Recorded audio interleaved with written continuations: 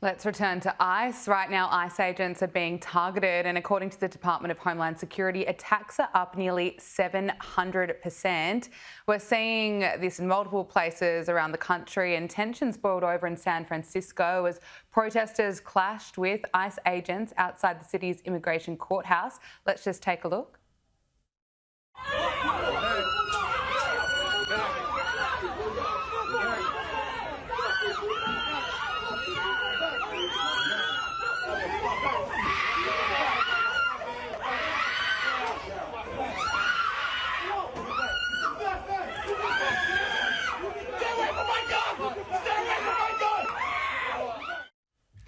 ICE agents and other federal law enforcement officers were targeted in at least 2 ambushes in Texas in recent days, and the President Donald Trump has blasted these attacks and has called for long jail sentences for those involved. And what do you think the penalty should be for these people who are, if they are found guilty, for people who shoot at ICE officers? Very, very stiff. Very stiff. A long time in jail, a long time. And one got hit yesterday in the neck, and he fortunately is going to be okay, but he got hit yesterday in the neck. No good.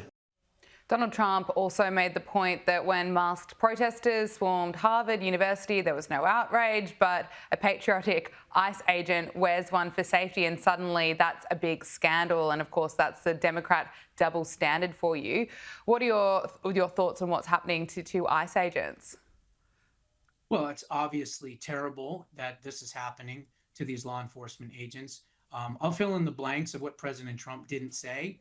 What he's referring to is U.S. Code 181113, which is attempted murder of an ICE officer or a federal officer in general. And that is a 20-year stiff penalty in jail. And so when he says very, very stiff, that's exactly what he's talking about. And I believe that's exactly what the Department of Justice is going to put forward for these folks that are attacking ICE officers. An attempted murder charge is 20 years in prison.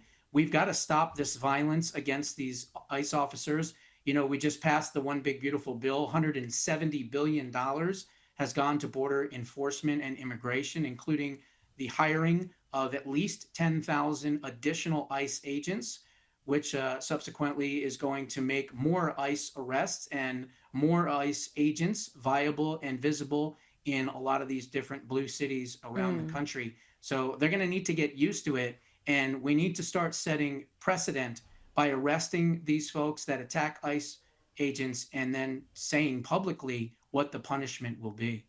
Well, it's interesting, even left-wing outlet CNN were forced to report that it's clear the majority of Americans back Donald Trump's deportation policy and want to see every illegal immigrant deported. Let's look at this. Deported all immigrants who are here illegally, 55% of the New York Times, Marquette 64%, CBS News 57%, ABC News with a slightly different question, 56%. So what you're seeing essentially here is a very clear indication that a majority of Americans, in fact, when they're asked this blunt question, which I believe gets at the underlying feelings, do in fact want to deport all immigrants who are here illegally. There's no arguing with these different numbers because they're all essentially the same across 4 different pollsters. Yet the left are fighting against this.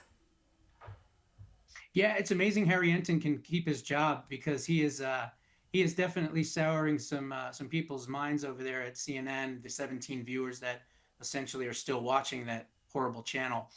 But I digress. What I would say, though, is this. Those are more than likely registered voters rather than likely voters. So you can actually add 10%, maybe even 12% to all of those numbers. So they're actually even much higher than what's even being reported. Look, the bottom line is this president won this election based on the #1 issue, which was, of course, immigration enforcement and closing down the border. And that is exactly what this president has been able to do in record time, I might add, as well. So the American people are still solidly for immigration enforcement, regardless of what some of these radicals on the left think.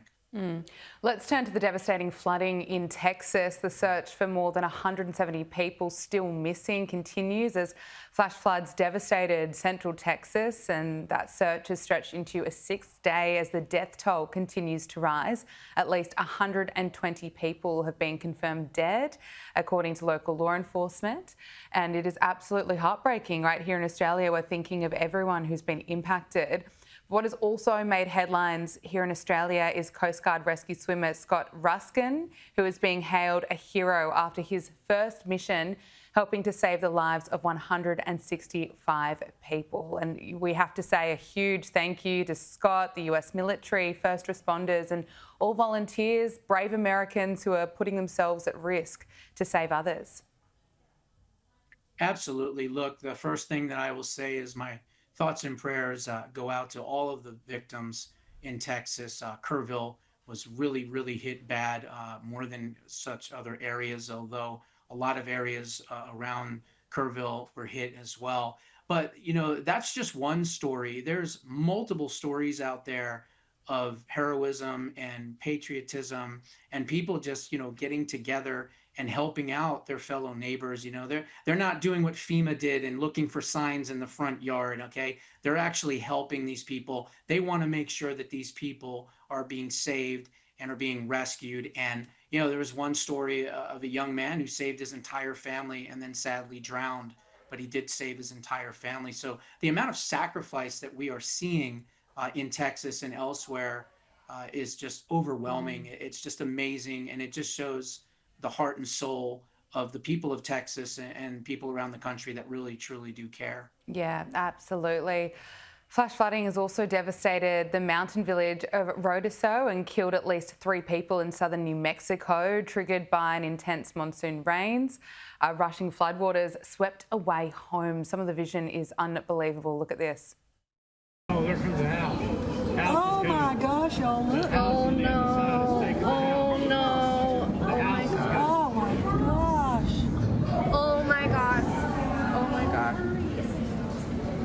Oh my god.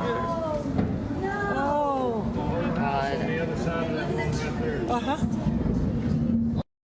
I don't think I've ever seen anything quite like that before. Just want to end on a final note. It's official that the UFC has confirmed President Trump's plan to host a fight on the White House grounds to commemorate America's 250th anniversary. The event is expected to draw 20,000 spectators and will be part of a series of celebrations dubbed America 250. Are you excited about this, Josh?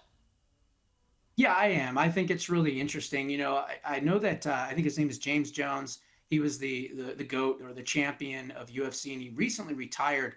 And he should come out of retirement for one last fight just for this event. I think that would be spectacular. But look, you know, some people are trying to say, oh, this is the Roman Empire, and this is what happens at the end of the empire and everything else.